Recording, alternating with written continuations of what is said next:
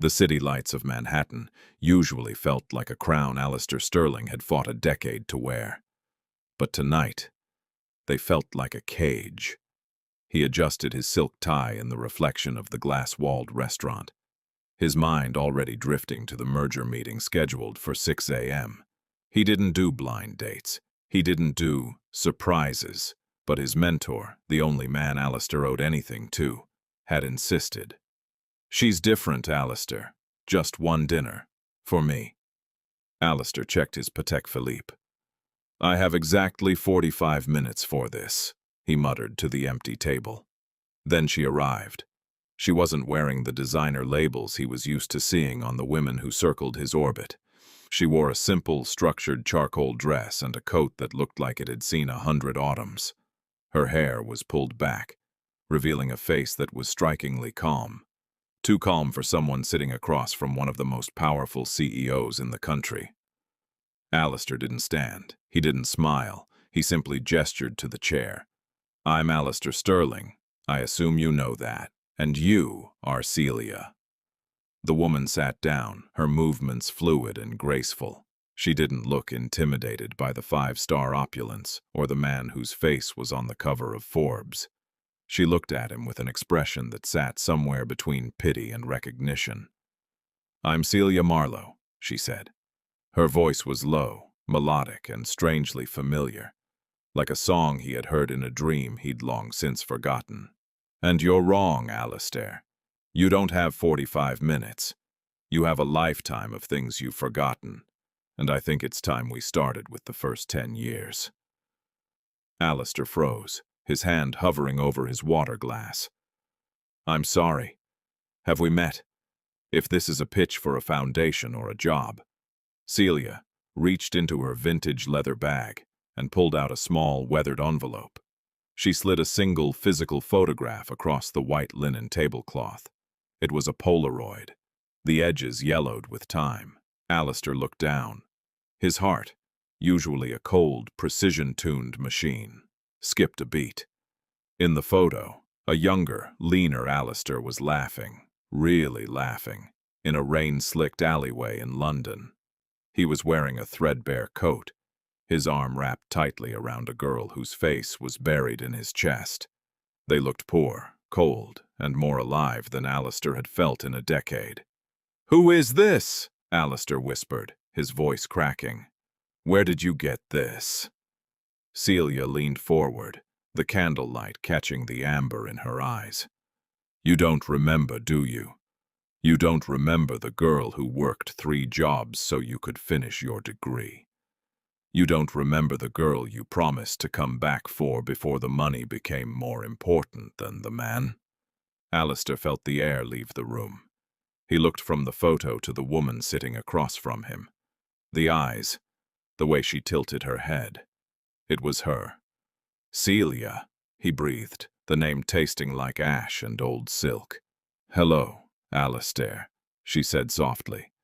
"It's been a long time. Do you still remember why we took that photo, or have you traded that memory for a seat at the head of the table?" How could a man forget the woman who helped him build his empire from nothing? The silence at the table was deafening.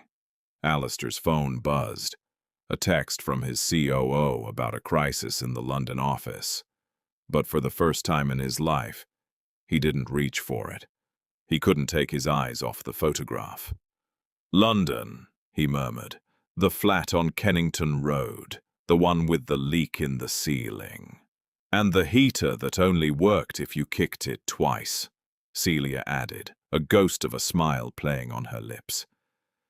"We used to share one blanket and dream about a day when we wouldn't be cold anymore. You did it, Alistair. You're definitely not cold anymore. You're frozen." Alistair looked at his manicured hands, then back at the photo. The man in the picture had dirt under his fingernails and hope in his eyes. The man sitting here had a billion-dollar portfolio and a hollow chest. "Why now, Celia? After 12 years?" "I didn't come here to ask for money or a second chance," she said, her voice steady. "I'm an architectural conservator now. I restore old buildings, things that people think are too broken to save. I came because I saw your interview on the news last month. You said that sacrifice is the only currency of success. I realized then that you had forgotten what you actually sacrificed. You didn't just sacrifice time, Alistair. You sacrificed your soul. And I wanted to give this back to you before I left. Left? Alistair felt a strange, sharp pang of anxiety. Where are you going? I'm moving to Florence on Friday. I have a 2-year contract to restore a 15th century chapel. I wanted to close this door before I started a new life. I wanted to see if there was anything left of the boy who used to read poetry to me in the dark. Alistair felt a surge of defensive pride. I built an empire, Celia. I employ 10,000 people. I changed the world's logistics infrastructure. You think that's nothing? I think it's a very expensive distraction, she replied calmly. She stood up, leaving the photo on the table. Enjoy your dinner, Alistair. You paid for it. You've paid for everything. She turned to walk away, her silhouette cutting through the crowded restaurant. Alistair watched her, his mind racing through 1,000 forgotten images. Her cooking eggs on a camping stove. The smell of her lavender shampoo. The day he had packed his bags for New York and told her he'd send for her in 6 months. He never did. The 6 months became a year. The year became a career. The career became a life. "Wait!" Alistair called out, standing so abruptly his chair screeched against the floor. The elite diners turned to stare. He didn't care. "Celia, wait!" She stopped and turned. I don't want you to leave like this," Alistair said, his voice lower now, raw. "Stay. Just for 1 more hour. Talk to me." "I have a plane to pack for, Alistair." 1 hour, he pleaded. "Not here. Somewhere else." Celia looked at him for a long beat, searching his face for the man she used to know. "If we go as ourselves. No drivers, no assistants, no phones. Can you do that?" Alistair looked at his phone, which was vibrating again. He felt the weight of his world, the stock prices, the deadlines, the expectations. Then he looked at Celia Marlowe, the only person who knew who he was before he became a brand. He reached down, turned the phone off, and laid it face down on the table. "Lead the way," Alistair realizes that his success was built on a foundation of a broken promise. They didn't go to a lounge or a skyscraper.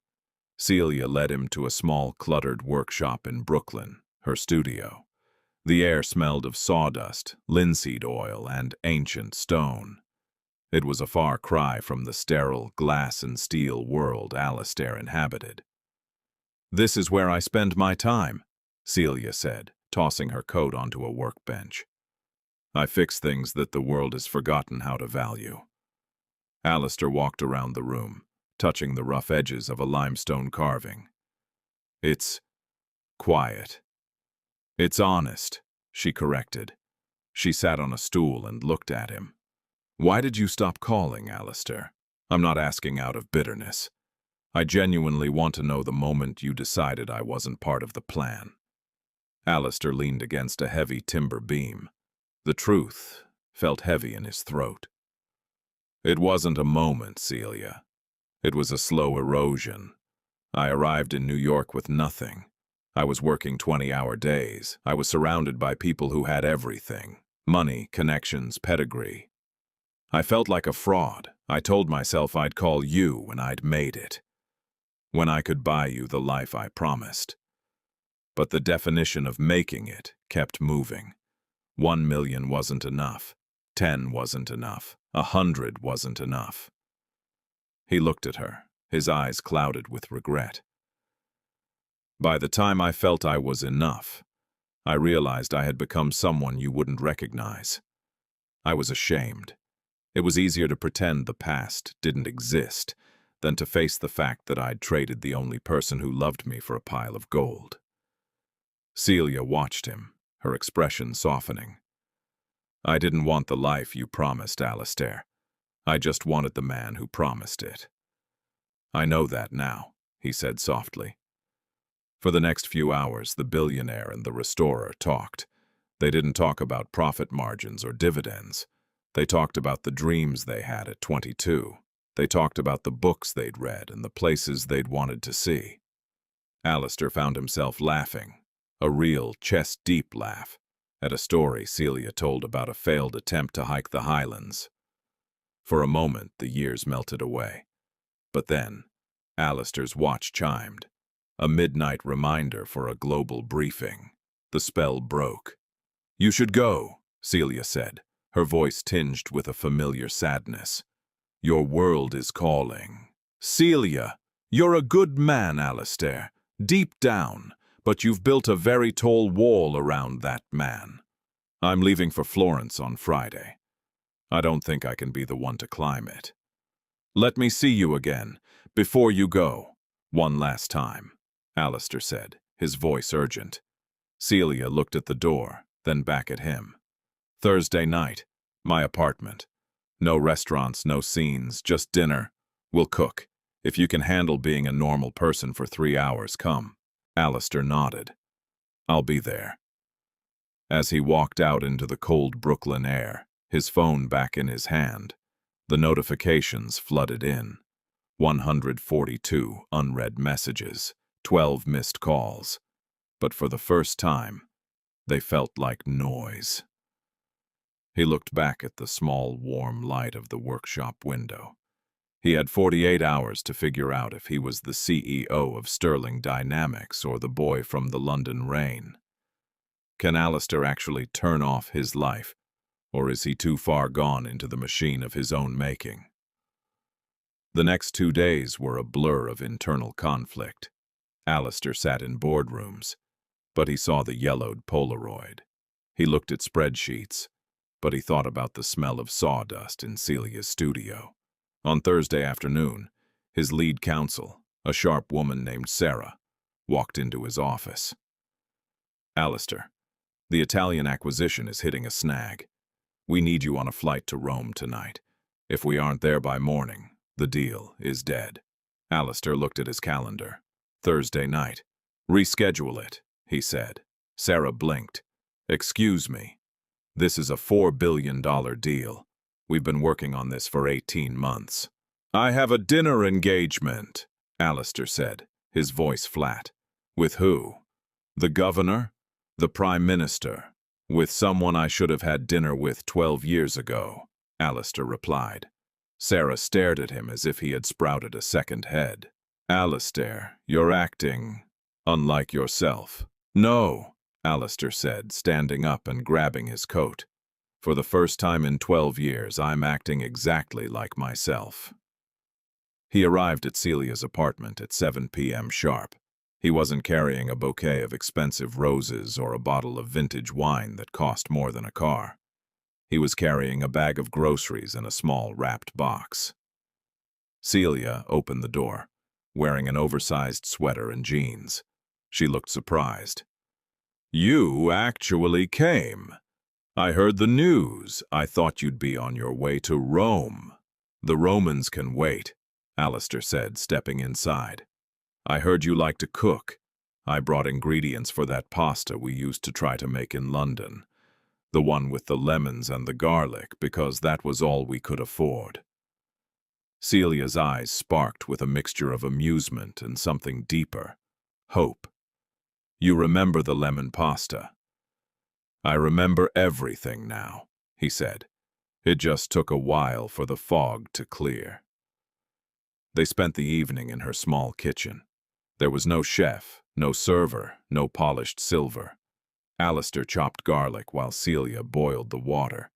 They bumped into each other in the narrow space, and the accidental touch of their shoulders sent a jolt of electricity through Alistair that no business victory ever could. As they ate, the conversation turned to the future. "Why Florence?" Alistair asked. "Because the stones there have stories," Celia said, "and because I need to be somewhere where the pace of life isn't measured in milliseconds." I want to wake up and see the sun on the Arno, not a stock ticker. Alistair looked at her, the candlelight reflecting in the wine glasses. I spent my whole life trying to build something that would last, something permanent. But standing here, I realize everything I built is just numbers on a screen. You build things that people can touch, things that survive the centuries.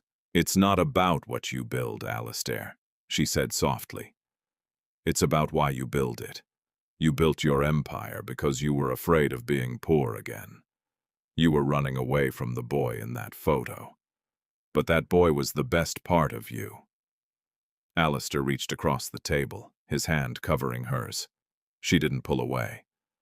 I don't want to run anymore, Celia. He reached into his pocket and pulled out the small box. I brought you something. It's not jewelry, I promise. Celia opened the box. Inside was an old, rusted key. What is this? It's the key to the flat in London, Alistair said. The one on Kennington Road. I bought the building 5 years ago. I told myself it was an investment, but I never developed it. I never even stepped inside. I think I bought it because I wanted to hold on to the only place where I was ever truly happy. I want you to have it. Celia looked at the key, then up at Alistair. Her eyes were swimming with tears. Alistair, I'm not asking you to stay, he said, his voice trembling. I know you have your own life, your own path, but I want you to know that I'm going to start fixing things too. Not buildings, me. Alistair gives up a multi-billion-dollar deal and acknowledges his deepest vulnerability.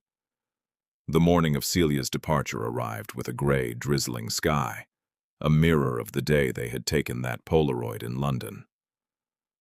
Alistair stood at the airport gate. He hadn't called his office. He hadn't checked the news. He was just a man watching a woman he loved, prepare to walk through a door he might never be able to follow her through. Celia stood with her luggage, her coat belted tight. You didn't have to come, Alistair. I did, he said. I wanted to say one more thing. He took a deep breath. I spent 12 years becoming the man I thought I needed to be. I'm going to spend the next 2 years becoming the man you deserve.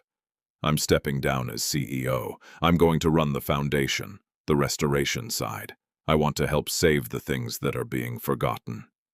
Celia looked at him, stunned. Alistair, that's your whole life. No, he said, stepping closer, his hand gently cupping her cheek. You were my life. I just got lost on the way to finding us. He kissed her then, a slow, desperate, hopeful kiss that tasted of lemons, garlic, and 12 years of unsaid words. When they pulled apart, Celia was smiling through her tears. Florence is a beautiful city, Alistair, she whispered, but it can be lonely. They have very good pasta there. I hear the lemon pasta is world class, he smiled. Goodbye, Alistair. I'll see you soon, Celia. He watched her walk down the jet bridge. She didn't look back, but he didn't need her to. For the first time in a decade, Alistair Sterling didn't feel like he was losing something. He felt like he was finally standing on solid ground. He walked out of the terminal and into the rain. He didn't call his driver. He started walking, the cold air hitting his face, feeling the weight of the old Polaroid in his pocket. He didn't know what the future held. He didn't know if they would end up together in a villa in Italy or a flat in London. But he knew one thing for certain. He would never forget her again. Alistair reached the edge of the sidewalk and looked up at the gray sky. He took out his phone, not to check the stocks, but to pull up a map. He looked for a small shop that sold architectural tools. Success, he realized, wasn't about how much you owned. It was about how much of yourself you were willing to give away, to keep the things that truly mattered. And, as he walked into the crowd, Alistair Sterling wasn't a billionaire anymore. He was just a man, finally heading home.